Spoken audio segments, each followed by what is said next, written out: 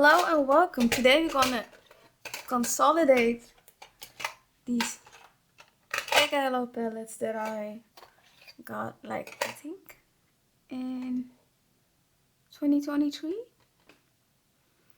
And the worst part is I haven't even used this palette. So today I wanna put them all in one palette.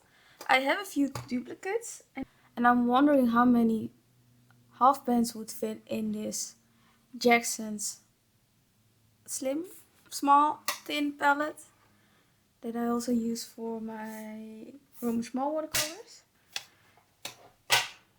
It's a lot thinner, a lot lighter than a palette like this. It also has less mixing space compared to a palette like this.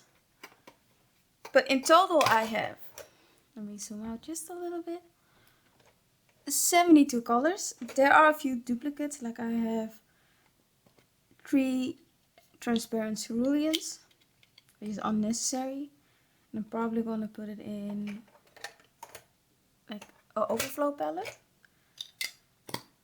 All of these colors have been swatched in either the Dotcard video or, am I picking up the right fit? No. Yes. Or in the Naturale watercolor palette video. I will link both videos down below and you might see it appear up screen. But yeah, I really enjoy using Gallo watercolors. But I want to have but what I'm trying to do this year is make all my palettes a little bit more flexible. So what I'm going to do is put some magnets. These already have magnets. And the names on each half pan. And I'll be right back after I've done it.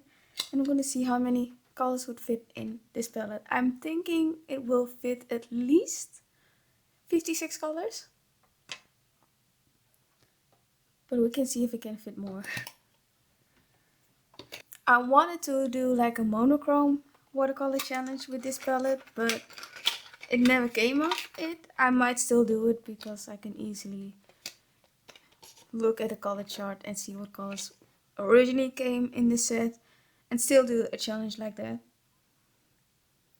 But I have to say my favorites are like the blue colors. I'm a blue color lover.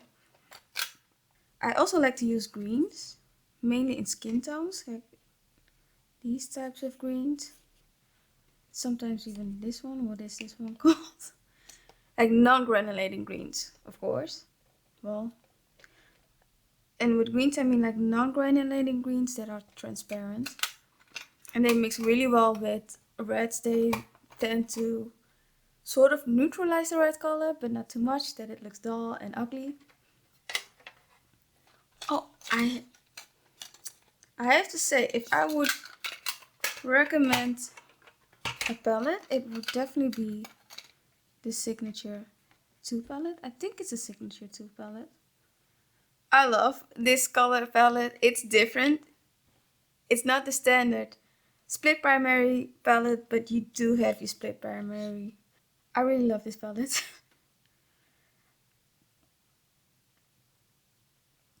Like even the opaque yellow, it's fun. It's a fun palette. If I'm picking an Gallo palette, it would be the Signature 2 palette. I also like their... No. So yeah, my favorite is the Signature 2 palette. It's quite expensive. It comes with a travel brush, like a mop travel brush, which I think it's amazing. I love their brushes as well. I also like this tiny palette. The idea of having 6 very useful colors together in one palette. Like if you mix a dioxazine violet and a transparent cerulean, you get a warm blue color. I mean like a teensy bit of dioxazine violet with transparent cerulean. And I really like the cerulean. So, enough talking, I'll be right back. So now it's time to fill up this palette. I'm gonna try to fit in as many colors or half pans as I possibly can.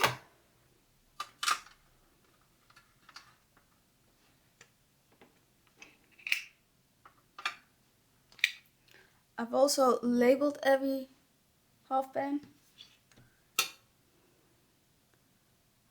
And some of the colors either have like the name or pigment information, or just part of the name, or the Italian version of the name. Oh.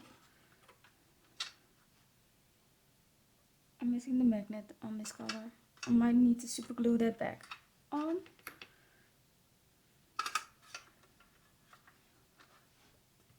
So those are all of the yellows, the reds,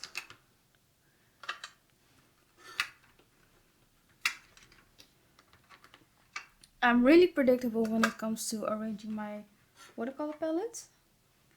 It just goes from a cool yellow to warm reds, purples, no, cool reds, then purples, and then warm blues, and then cool blues,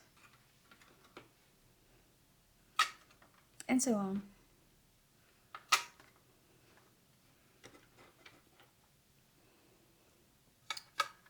I'm also going to do it sideways.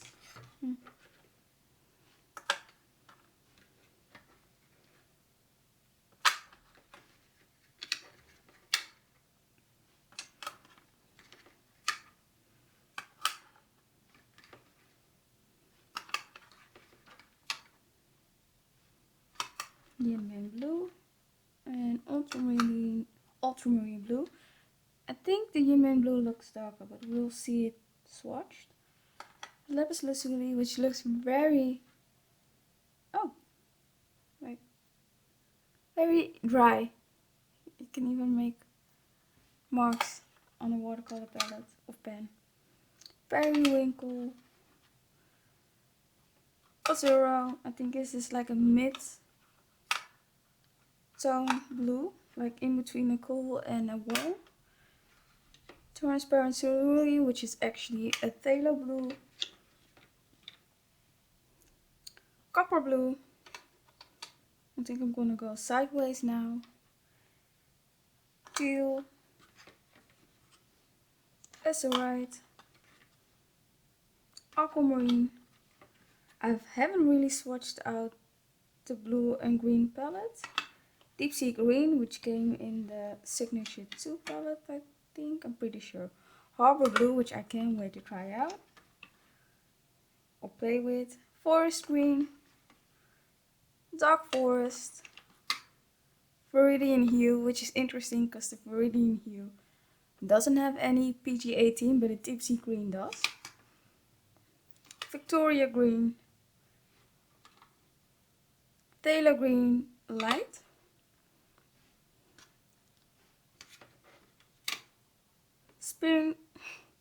Spring Green, Malachite Hue, Sap Green, Chrome Oxide, Olive Green Deep, Verdaccia, Green Gold, which also has like, it looks dry, same as the Lapis Lazuli. Fig Green, French Ochre Sahara, like a green ochre color, it's really interesting. Gold Ochre and Transparent Yellow Ochre, Orange Iron Oxide, Castile Orange, Burnt Sienna Monte Amietta, it's a mouthful, Ercolano Red, English Red, Pietro Rosa, Paris Pink. I don't think you necessarily need both of the colors, just pick one and you'll be happy. Icelandic Red Earth, Pearly Maroon, which is a more earthy version of a Pearly Maroon, Chromite Brown, Payne's Grey, and Tourmaline. So those were 59 half pens. Let me turn off the lights. Why is it so dark outside? It's not even that late in the day. or maybe tone it down just a little bit like this.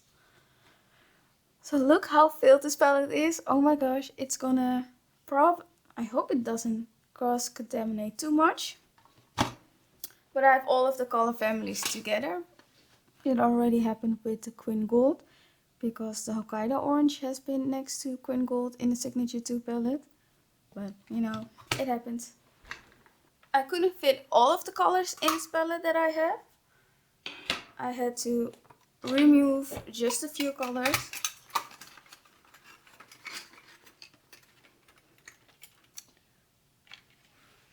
The top row, those are duplicates that I have. I removed Still the Grain, which is a non-light fast color, and also it kind of broke. I also removed the Buckthorn Berry Green, because I thought I would go with the more light fast option, and that's the, I think, Deep Sea Green. No, the Green Gold. That reminded me of the Buckthorn Berry. Dragon's Blood. It's an interesting granulating watercolor, but it isn't really light fast. And these two, Burnt Umber Dark and Van Dyke Brown, I had a difficult time deciding between the three deeper dark earth tones, because I went with the chromite. Here are the three swatches: the chromite brown, Van Dyke brown, and burnt umber dark. The burnt umber dark is the warmest, the Van Dyke brown is the coolest. It almost looked like a sepia brown. But the chromite brown has very cool and interesting granulation, so I went with that color. I think it represents a Gallo better than the other two colors. But now it's time to swatch the colors in the palette. I'm going to quickly swatch out the swatch card for this palette.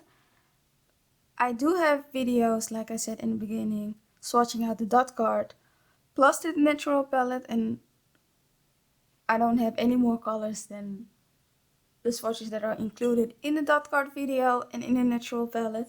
And those videos contain a whole bunch of information, so I will refer you all to that video. And plus, these are really tiny swatches. It's more to indicate what colors they are.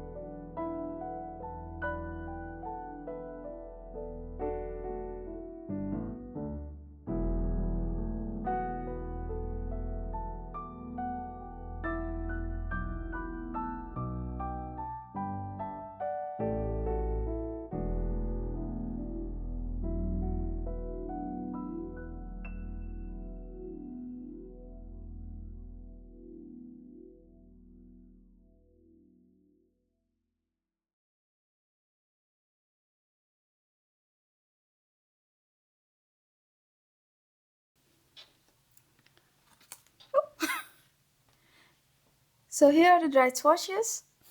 Lemon yellow. Well, you can see the colors. I love Gallo watercolors for their handmade quality. You can see so much granulation in these watercolors. Oh, a zero is more of a phthalo blue red shade, I would say, instead of a mid-tone blue. It's still cool, but a bit warmer than transparent cerulean, which I think they should just name it phthalo blue green shade.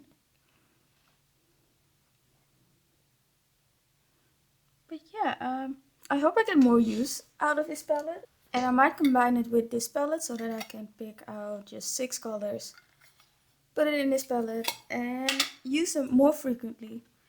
I think Gallo watercolors look amazing with more natural subjects, like animal portraits or landscapes, or urban sketching, in my opinion. Because almost all of the colors have some sort of granulation to them, except for like a lemon yellow, dioxazine violet. I don't think the teal blue granulates. Well, not all of the colors have dried. So the palette with the laminated swatch card. And here are all of the colors and names.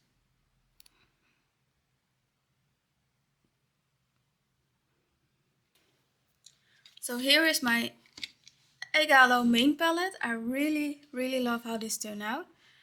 I can easily just pick out a few colors. It's a very snug fit, by the way. And just put it in a smaller palette and take it with me, or use it for smaller projects. I'm really happy with how it turned out. That's it for the video. Thank you so much for watching. I will link the videos that I mentioned down below, and I hope to see you in the next video. Until then, bye YouTube.